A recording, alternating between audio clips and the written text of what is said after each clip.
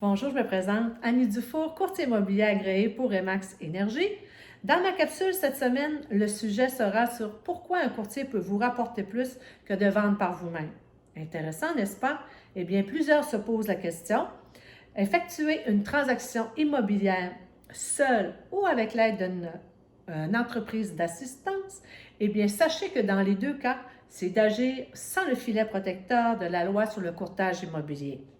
C'est risqué quand même. Hmm?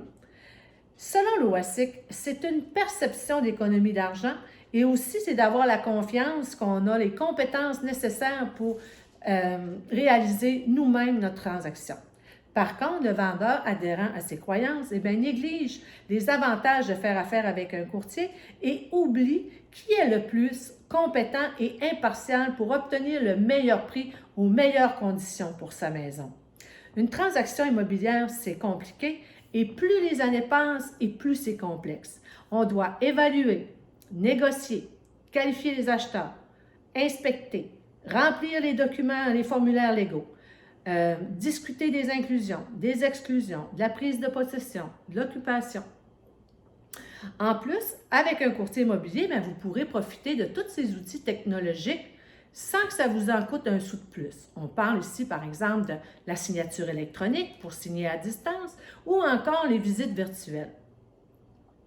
Un bon courtier sera capable de déterminer les outils et la bonne stratégie pour mettre en vente votre maison. Sachez qu'une mise en marché efficace sur le site de centris.ca, Centris est le site immobilier le plus visité au Québec, eh bien, cela pourra vous apporter des offres d'achat multiples et même un prix à la hausse. C'est pas rien.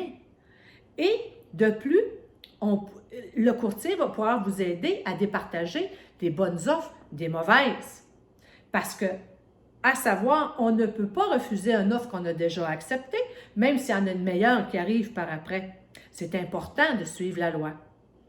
Et pour ce qui est de la négociation, ce n'est pas donné à tout le monde d'être un bon négociateur, encore moins quand on parle de notre bien. Je peux même vous donner un exemple. La semaine passée, voilà 15 jours, j'ai une cliente qui demeure à Bécomo et puis elle veut déménager à Chicoutimi. Fait qu'elle a mis sa maison en vente avec la compagnie d'assistance. Et puis, on s'entend sur le fait que quand elle aurait une promesse d'achat sur sa propriété, qu'elle me contacterait puis qu'on commencerait nos visites à partir de ce moment-là. Fait qu'elle m'appelle, elle me dit « Annie, j'ai une offre d'achat, parfait! » Fait qu'elle dit « Es-tu disponible en fin de semaine? J'arriverai vendredi après-midi. » J'ai dit « Oui. » Puis elle dit « Je vais rester jusqu'à lundi parce qu'elle dit « Mardi, c'est l'inspection de ma maison. » J'ai dit « C'est bon. » J'ai dit « C'est quoi que tu as comme condition pour ta promesse d'achat? » Elle dit « J'ai l'inspection, puis elle dit, j'ai la confirmation de financement. J'ai dit, parfait. J'ai dit, écoute, tu arrives vendredi, on visite dans l'après-midi, samedi, dimanche, on négocie. Puis j'ai dit, moi, écoute, j'ai une inspection de cédulé pour lundi matin. Fait que si jamais tu en as besoin, écoute, on l'utilisera. Fait que de même, tu vas avoir le temps de tout régler ça avant de repartir. Elle dit, ça serait super, Annie. Mais je dis, c'est bon. Fait qu'elle arrive, on trouve la maison, on négocie. Le lundi matin, on fait l'inspection sur sa propriété qu'elle a choisie. Sauf qu'il y a des petites affaires, mais je dis, regarde, c'est pas grave. Je pars en paix, je m'occupe de ça, moi, cette semaine, de négocier, puis de refaire les documents, puis je vais te les envoyer par signature électronique. Fait que je m'occupe de tout. J'ai dit, toi, occupe-toi là de réaliser tes conditions de ta maison, là. Là, j'ai dit, la priorité, c'est l'inspection demain. Puis là, il faut qu'il t'apporte ta preuve de financement. Elle dit, oui, OK, parfait, Annie. Fait que là, le mardi passe. Le mercredi matin, je l'appelle. Je dis, salut, comment ça va? Ça va bien? Bon, j'ai dit, comment ça a été ton inspection? Elle dit, ça a vraiment bien été. Elle dit, écoute, c'est juste des petites affaires. Elle dit, il n'y a pas de problème avec ça. Bon, j'ai dit, c'est super ça. J'ai dit, t'as-tu apporté sa preuve de financement comme qu'il était supposé? Elle dit, il m'a apporté une préautorisation. Ah, mais c'est une préautorisation. C'est pas ça, là. J'ai dit, là, ça nous prend une confirmation de financement. Confirmation de financement, là, j'ai dit, tu dois avoir le nom de ton acheteur, l'adresse de ta maison, puis l'institution financière avec qui il fait affaire, qui vient dire qu'il accorde le financement pour ta transaction. Elle dit, OK. J'ai dit, là, c'est quoi le délai que vous avez mis, là, le délai que vous avez mis pour vos deux pour vos deux conditions. Elle dit, quel délai? Ben, j'ai dit des délais pour la réalisation des conditions. Elle dit, je n'ai pas mis. Je dis, comment ça, tu n'as pas mis? Voyons donc, ça se peut pas. Je dis, envoie-moi donc ta promesse d'achat que tu as signée, là. J'ai dit, ça prend un temps pour réaliser les conditions. Sans ça, personne ne se dépêche. Ça peut durer 1 an, 6 mois, 2 mois. Voyons. Non, non. Je dis, envoie-moi ce que tu as signé, là, que je vois ce que tu es rendu, là. Elle m'envoie ça. Mais oui, il avait mis des délais. Bon. Mais ce qu'il faut savoir, c'est que son acheteur était à sa 6e transaction. Ça faisait 6 maisons qui s'achetaient. Puis elle, c'est la première fois qu'elle vendait une maison. Fait qu'elle a profité un petit peu de la situation, le petit monsieur.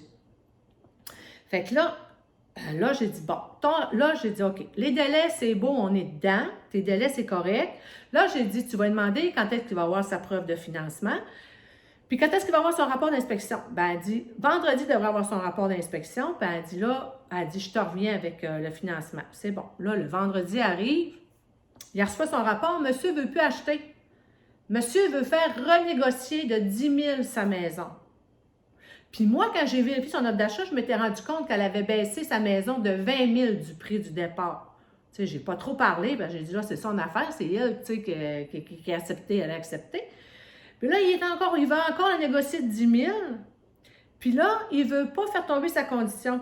Mais là, j'ai dit, t'as-tu eu sa preuve de financement? Je ne sais plus trop quoi faire avec ça, mais j'ai dit, là, envoie-moi ton rapport. Puis j'ai dit, t'as-tu eu sa preuve de financement? Elle a dit, non, pas encore. J'ai dit, là, t'envoies son nom, avec son adresse, puis l'institution financière avec laquelle il fait affaire. J'ai dit, là, je vais utiliser mes contacts, on va essayer de savoir où il est rendu avec son financement. Fait que c'est ce qu'elle fait. Moi, j'appelle mon contact. J'ai dit, peux-tu me vérifier ça, voir où il est rendu? Elle vérifie. Il avait fait une préautorisation, mais il n'avait jamais encore envoyé les documents de la promesse d'achat. Il n'avait pas fait ça. Fait qu'écoute, parce que quand on fonctionne en courtier, c'est le courtier qui s'occupe de l'acheteur, s'occupe d'envoyer tout de suite, un coup que c'est accepté, la négociation, les documents à l'institution financière pour avoir une preuve de financement, parce que des fois, ça peut aller jusqu'à 15 jours. Surtout dans le marché qu'on est, tout est au ralenti. Ça fait que là, ben, ça n'a pas été fait. Fait que j'ai dit là, je suis désolée de t'apprendre. Là, elle voulait quasiment accepter 10 000. Je dis là, non, on va se calmer, là, parce que de toute façon, tu ne baisseras pas de 10 000, ça n'a pas de sens. Puis en plus, ben là, on est en retard parce que sa demande de financement n'est pas faite encore. Fait que nous autres, de notre côté, là, malheureusement, on n'est pas capable de rentrer dans nos délais pour nos conditions. Fait que j'ai dit là, elle m'a dit là, Annie, j'ai de la peine, puis je veux à la maison, puis là, j'ai pleuré toute la nuit, puis là, j'ai dit, t'as beau pleurer, t'as beau faire la danse de Saint-Guy que tu voudras, j'ai dit, moi, je peux pas rien faire pour t'aider. Ça fait que là, la meilleure chose que je peux te suggérer, par contre, c'est de te prendre un courtier immobilier au plus vite pour te remettre sur le marché d'aplomb, puis que là, écoute, peut-être qu'on a une chance, si la maison n'est pas vendue, ben écoute, on retournera là, en faire une offre, là, mais j'ai dit là, c'est la meilleure solution que je te donne, c'est celle-là.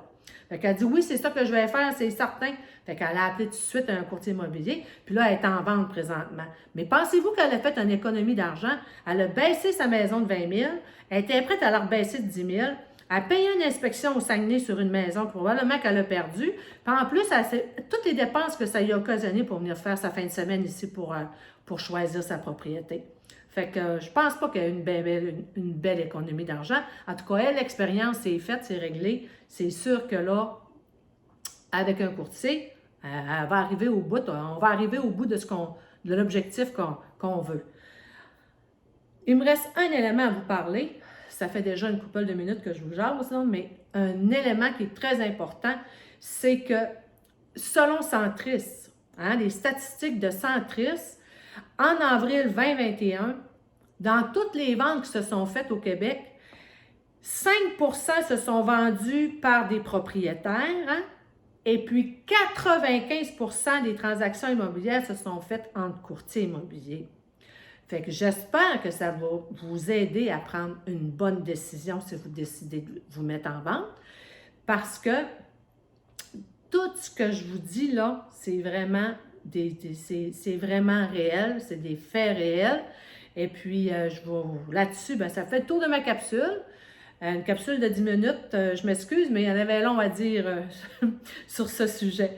Donc, je vous remercie d'avoir été là. Si vous voulez me liker, me partager, ben, ça sera grandement apprécié. Et puis, je vous dis à la semaine prochaine. Bye!